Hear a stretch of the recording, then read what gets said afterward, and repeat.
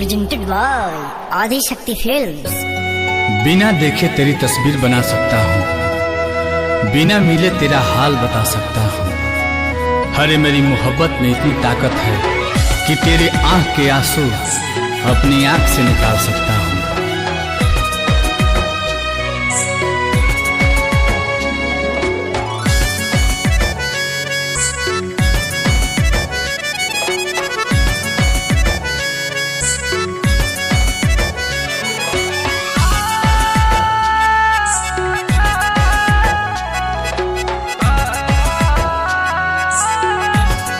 बिछड़ के कोपल तोहसे जियल बाटे गवारा हो, कह कैसे उमर भरला सनम करब गुजारा हो।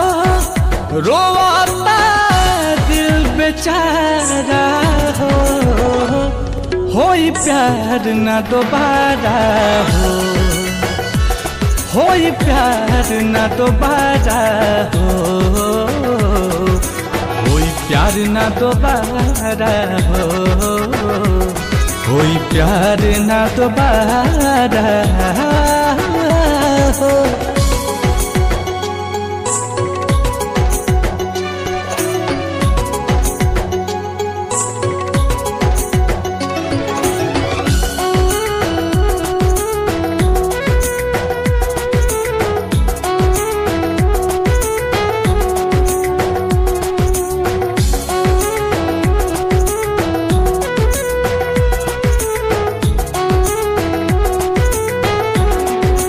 फेरू दिल के ई बगिया अब कबो आबाद ना होई,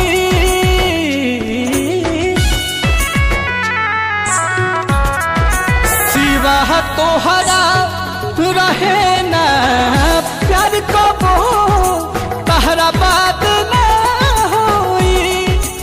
अचानक के सब खत्म भई, ना बुझ पैली सारा हो, होई प्यार न दोबारा हो, होई प्यार न दोबारा हो, होई प्यार न दोबारा हो, होई प्यार न दोबारा हो।